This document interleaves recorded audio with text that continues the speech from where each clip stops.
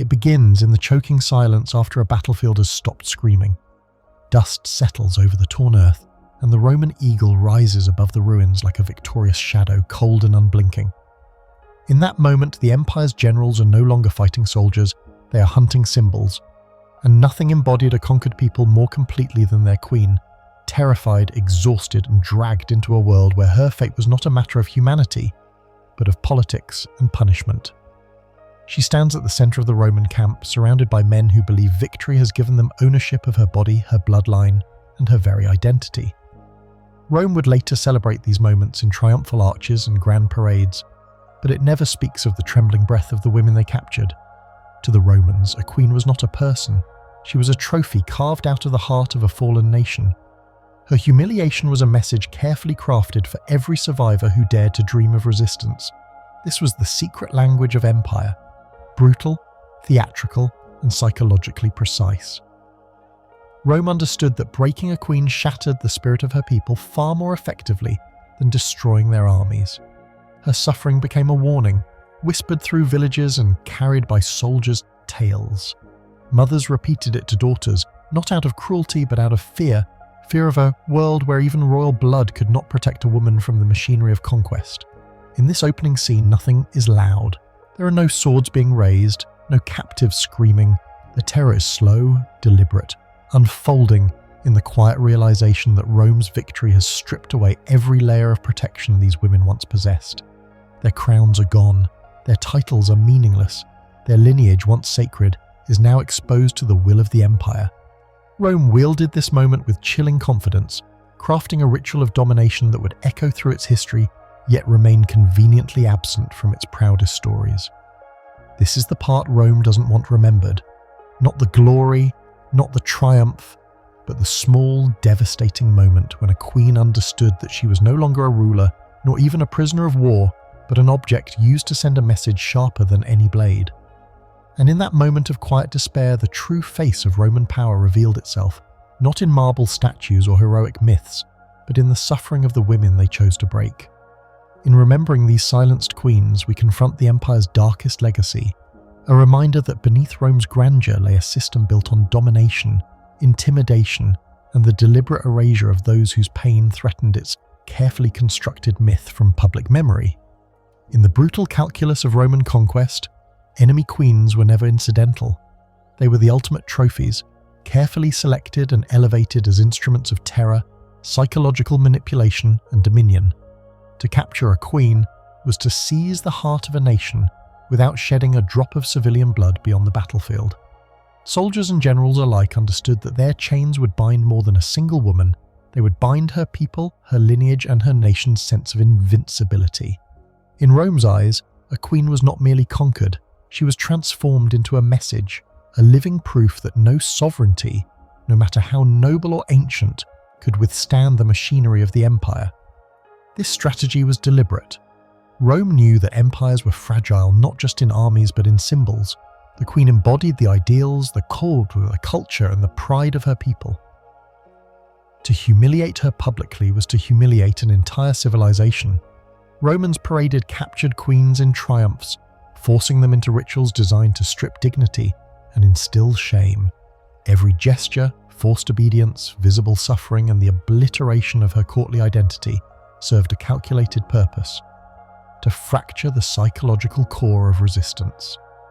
Mothers, daughters, and sons watched from the shadows, absorbing the silent but potent warning that defiance would invite personal and collective ruin. The targeting of queens also exploited the interplay of gender and power. In Roman ideology, women were often deemed weaker, more malleable, and, crucially, more vulnerable. By combining this societal bias with the queen's elevated status, the empire manufactured a spectacle of vulnerability that magnified the terror of defeat. The captured queen's body became a canvas upon which Rome painted its dominance. Her pain, her forced compliance, and her public humiliation were not private atrocities. They were deliberate performances meant to reverberate across borders, to echo in the minds of those still loyal to a fallen throne. Political leverage was another potent tool. Queens often held influence that extended beyond ceremonial duties. They mediated alliances, inspired revolts, and shaped the decisions of kings.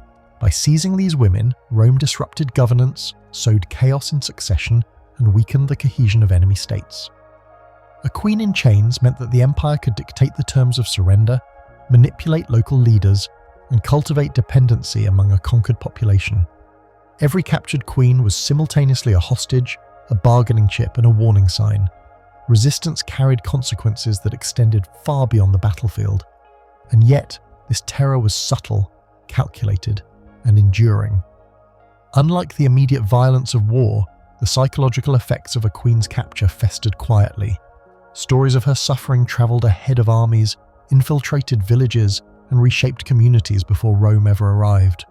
Her forced compliance became an invisible weapon, shaping the behavior, loyalty, and fear of entire populations.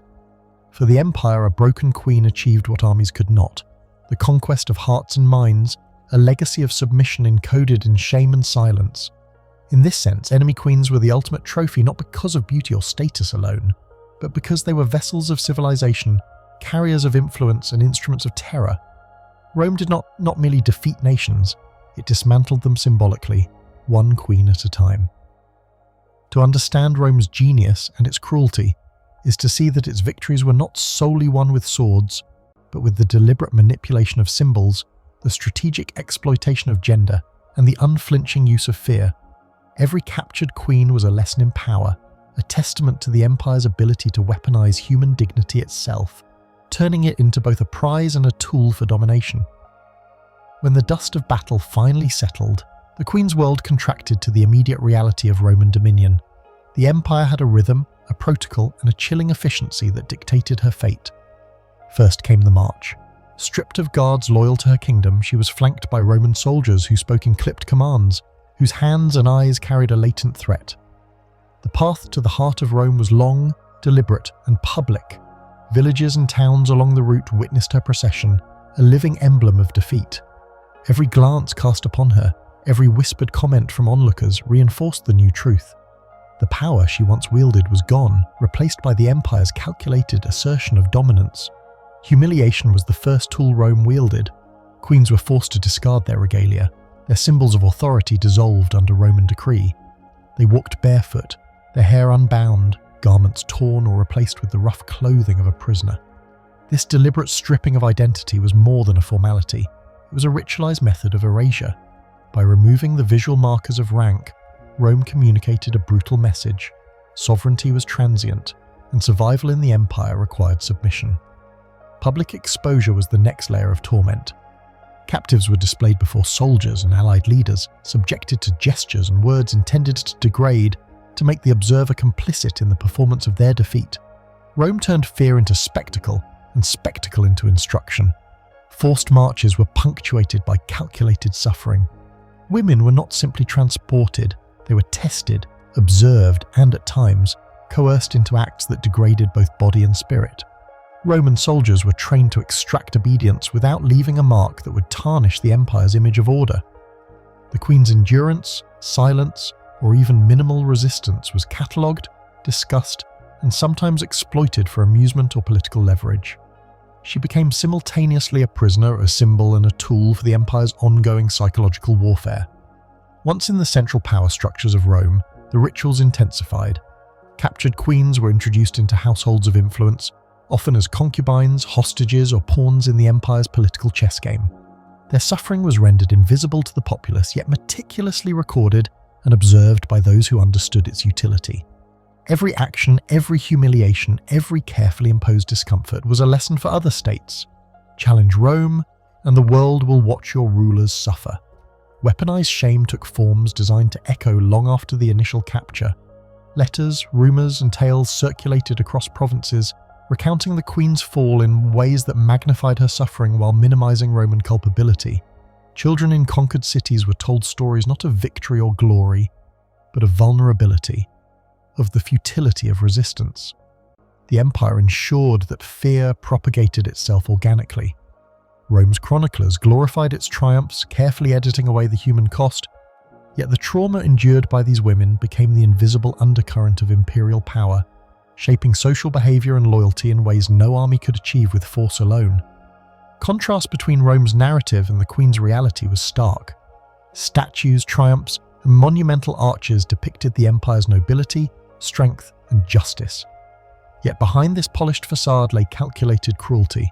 The women forced into this machinery endured relentless psychological pressure, isolation, the dismantling of networks of support, coerced complicity, and the constant threat of further violence. Their lives became case studies in control, each moment orchestrated to instill fear in others and obedience in themselves. Even acts that might appear benign, assigned quarters, food, and basic shelter, were structured to reinforce power dynamics. Every meal, every movement, every interaction was a reminder that her existence was now entirely defined by Roman will. A queen who once dictated laws and inspired armies was reduced to a function of someone else's strategy, her autonomy obliterated in the service of imperial demonstration. The psychological terror was slow, persistent, and precise. Rome understood the fragility of morale and exploited it fully. Captured queens were made to witness the fates of others, to see the empire's machinery operate with precision, to internalize the inevitability of submission. In this orchestration, suffering became a tool and fear became currency. By the time the public narrative celebrated conquest and heroism, the reality of what had occurred, the erasure of identity, the weaponization of femininity, and the enduring trauma was carefully hidden. Every queen carried her ordeal forward, but she also carried the empire's message. Her body, her silence, and her coerced compliance communicated to surviving nations and subjects that Rome did not merely conquer land or armies, it conquered the essence of sovereignty itself. This was the unspoken, horrifying truth behind the polished veneer of Roman victory. In their calculated, methodical cruelty, the empire transformed individuals into instruments of fear, ensuring that the shadow of submission extended far beyond any battlefield. For every statue of triumph, there was a queen whose suffering etched the true cost of empire into history, a reminder of the darkness Rome preferred to keep out of memory. The first queen we meet is Boudica, the warrior queen of the Iceni. Her dignity, forged in the traditions of her people, made her a threat Rome could not tolerate. When her husband died and the Romans annexed her kingdom, she was stripped of her wealth, her daughters taken, and her very authority challenged. The humiliation was public and precise. Her people watched as Rome demonstrated that even a queen born to rule could be reduced to obedience. Yet Boudica's spirit refused to be fully broken. She rose in rebellion, gathering warriors and leading her people in a devastating assault on Roman settlements. The empire responded with overwhelming force, crushing her army and leaving a scar on the landscape and the collective psyche of Britain. Her suffering did not end in battle. Legend suggests she chose death over capture, refusing the empire.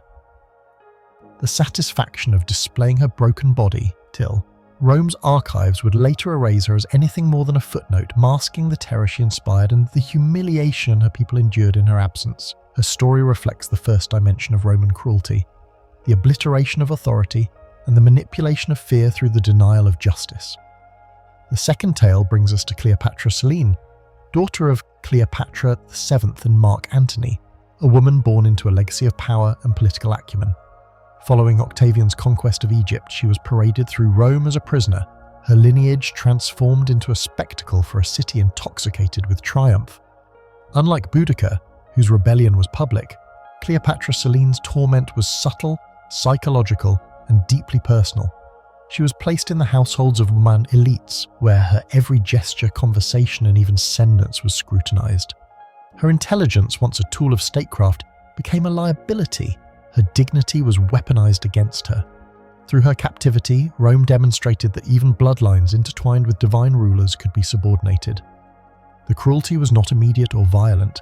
It was enduring, insidious, and designed to erode the sense of self, leaving the queen alive but powerless. Cleopatra Selene's story exemplifies the second dimension of Roman domination, the long, slow extraction of sovereignty, turning influence into spectacle and identity into property. Finally, we turn to the lesser-known Queen Berenice of Cilicia. Her story is quieter but no less devastating, showing how Rome wielded humiliation as both punishment and political theatre. Berenice had been allied with Rome, but when political tides shifted, she became expendable. Summoned to Rome under the guise of negotiation, she found herself enmeshed in a network of expectations, betrayals, and public display. Forced to navigate ceremonies designed to humiliate rather than honour, she was compelled to adopt Roman customs that stripped her of cultural identity while leaving her in constant moral and social jeopardy. Her family, previously a source of power, became instruments of the empire's psychological warfare, as each decision and public appearance was calibrated to enforce subordination. In Berenice's fate, the third dimension of Roman cruelty becomes clear: the systematic destruction of cultural identity, leaving a queen alienated in her own body and history, her legacy subject to the whims of conquerors who understood that domination extended beyond the physical into the intimate, the social, and the symbolic. These three queens, from vastly different regions and eras, reveal the breadth of Rome's calculated methods. Boudica demonstrates the empire's intolerance of active resistance and the deliberate erasure of martial authority. Cleopatra Selene shows how Rome could weaponize lineage and intellect, converting dignity into a spectacle of subjugation. Berenice exposes the subtle tyranny of cultural obliteration, a methodical dismantling of identity that left no trace of the queen's sovereignty.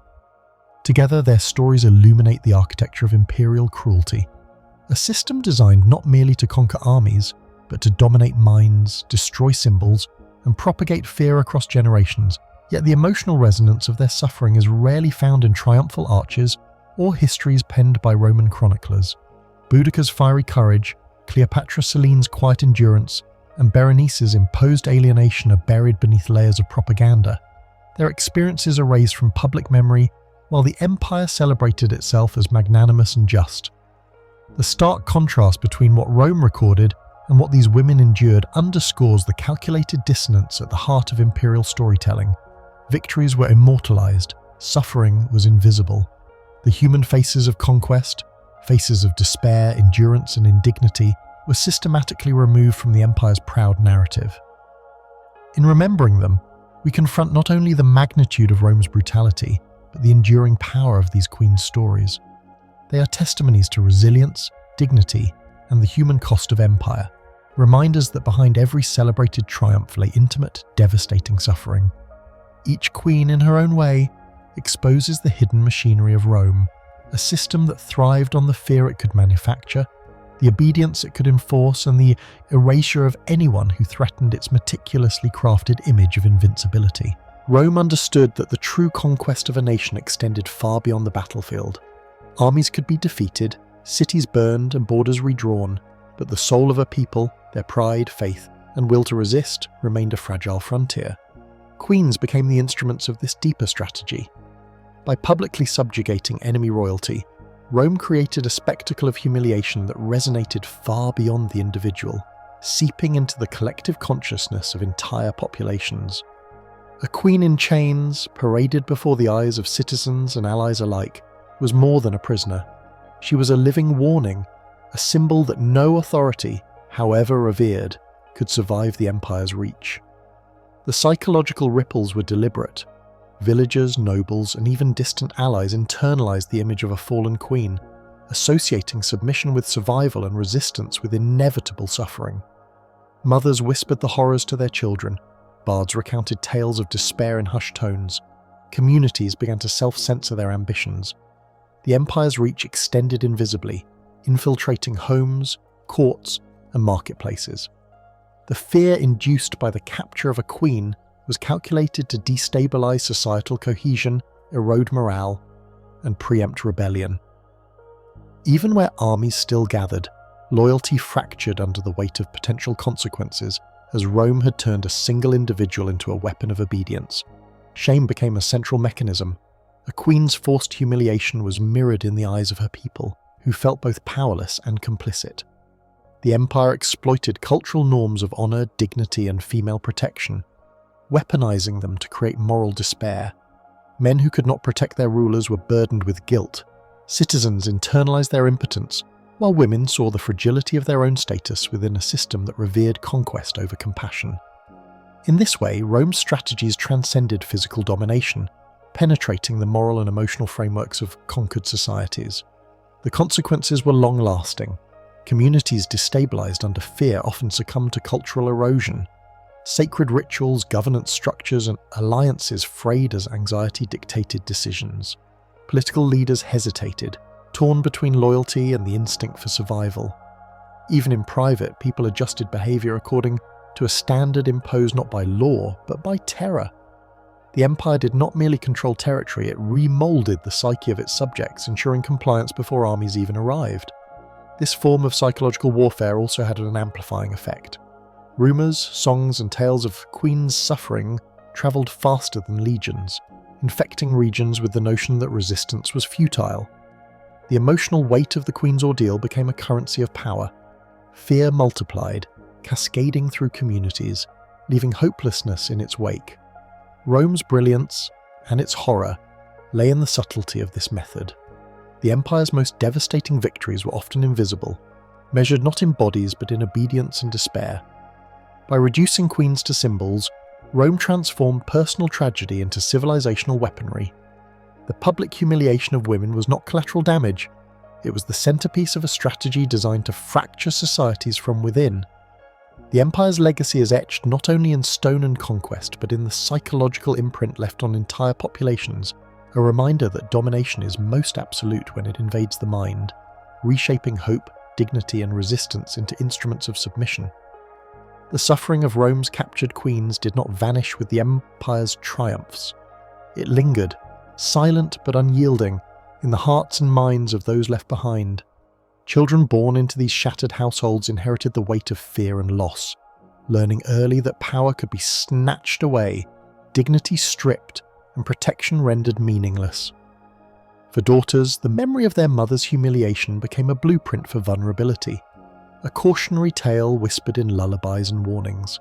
Sons grew up watching the dismantling of their family's influence, absorbing the lesson that lineage and courage offered no immunity against the machinery of empire. Communities too carried the echoes. Generations remembered not only the conquests but the psychological scars left on their leaders and symbols. Entire cultures internalized shame and caution, subtly reshaping traditions, governance, and social hierarchies to avoid provoking Rome's wrath. The Queen's ordeal became a prism through which history was filtered, a constant reminder that survival often demanded compromise, obedience, and the suppression of ambition. Over time, the emotional imprint hardened into collective memory, embedding fear and reverence in equal measure. The trauma extended beyond personal and societal memory into the very identity of nations. Myths, stories, and histories recounted with reverence and dread preserved the image of broken queens as warnings, shaping moral codes and cultural narratives for centuries. Even when empires rose and fell, the psychological residue remained, a testament to the empire's enduring power. Rome's armies might have marched home, and its senators might have celebrated victories, but the invisible chains of suffering lingered, binding generations to the shadow of conquest. Yet, in this legacy of pain, there is also a testament to resilience. The women who survived captivity and the families who endured the aftermath carried fragments of dignity and defiance forward. They remembered, mourned, and taught, ensuring that the horrors inflicted by Rome were neither forgotten nor normalized. The trauma they bore humanizes history, transforming abstract tales of empire into intimate stories of endurance, loss, and resistance. In understanding these echoes, we confront a truth Rome sought to bury, that the cost of domination is never contained within a single generation. The suffering of queens reverberated through time, shaping families, nations, and the moral conscience of history itself. Their pain reminds us that empires may fall, but the consequences of cruelty echo endlessly, challenging us to recognize, remember, and reckon with the human lives that lie beneath the grandeur of conquest. Rome tells a story of triumph, law, and civilization. Its monuments soar, its senators are immortalized in marble, and its legions are celebrated as the architects of order. Yet beneath this gleaming narrative lies a truth Rome never intended to reveal. The empire's foundations were soaked not only in blood, but in the quiet, relentless suffering of women who embodied the kingdoms it sought to crush. Queens, symbols of sovereignty and culture, were reduced to instruments of terror, their dignity leveraged to ensure obedience and submission. The grandeur of Rome was inseparable from their humiliation. Every parade, every triumph, every architectural marvel carried the imprint of lives subordinated to empire. Women who once wielded influence, who guided nations and inspired loyalty, were transformed into lessons in fear. Their pain was invisible in the official record, excised from histories written to glorify conquest. Yet their suffering was essential, the hidden mechanism that allowed Rome to impose control far beyond what armies alone could achieve. Empire, in this sense, was not built on strategy, discipline, or intellect alone. It was constructed on the systematic exploitation of vulnerability, gender, and dignity. To understand Rome is to confront this paradox, its brilliance intertwined with its cruelty. Citizens marvelled at victories, unaware of the moral cost exacted in silence. The same hands that raised statues of triumph had bound queens in shame. The same voices that recited tales of glory had whispered rumours to terrify entire populations. The empire's strength was inseparable from this orchestrated suffering, a reminder that power often depends on what remains hidden, and that domination is most complete when the human cost is erased from memory. The story of Rome is therefore not one of unalloyed glory, it is a tale of moral compromise, of civilization forged through the weaponization of women's lives. Each monument, each legend, carries within it the echo of queens silenced and the societies reshaped through fear. By examining the empire through their experiences, we are forced to reassess what we celebrate, to question the ethics behind triumph, and to recognize that the grandeur of Rome was inseparable from the quiet devastation of those it sought to control. The empire that stands immortal in textbooks and tourist guides was built not only on conquest but on broken women, whose suffering enabled a civilization to shine while masking the shadows it created. The streets of Rome are alive with celebration, yet beneath the clamour a deeper story unfolds, one the empire would prefer forgotten. At the centre of the procession walks a queen, her posture forced into composure, her eyes lowered, her crown replaced with the invisible weight of defeat. Citizens cheer, but their applause masks the terror she embodies. Every step is a silent testament to the empire's power, a ritualized performance of domination where her suffering has been transformed into a public spectacle. She moves through the heart of a city that sees her not as a person, but as proof that Rome's reach is absolute.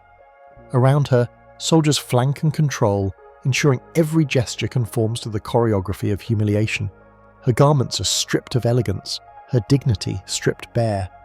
Yet even in the deepest shadow of defeat, traces of resilience remain. The tilt of her chin, the flash of awareness in her eyes, hint at defiance that cannot be fully extinguished. Rome demands submission, but the human spirit is stubborn, and in small quiet ways she resists. Her endurance becomes invisible rebellion, a subtle reminder that suffering does not erase identity, even when the world insists it should. The empire has perfected the illusion of triumph. Monuments will immortalize victory, histories will glorify conquest, and stories will frame Rome as just and invincible. But in this moment, walking through the throngs, the queen's silent suffering exposes the reality hidden behind every myth. She carries the pain of her people, the erasure of her authority, and the weight of a culture subordinated to empire. Every spectator participates unwittingly in this theatre of fear, witnessing a living symbol of what happens when power is weaponized, when femininity and sovereignty are exploited to consolidate control. As the procession winds toward its conclusion, the Queen's Walk becomes a meditation on the human cost of conquest. Each footfall echoes with histories erased, voices silenced, and resilience tempered by trauma. Rome's grandeur is undeniable, but it is inseparable from the shadows it casts. In her silent endurance, viewers are left to reconcile awe with horror, triumph with tragedy, and empire with humanity. The image lingers, a queen moving through a city that celebrates her defeat, yet cannot fully claim her spirit. An unsettling, haunting reminder that history remembers what is recorded, but the truth lives in the silences, the lost dignity, and the quiet courage of those who endured.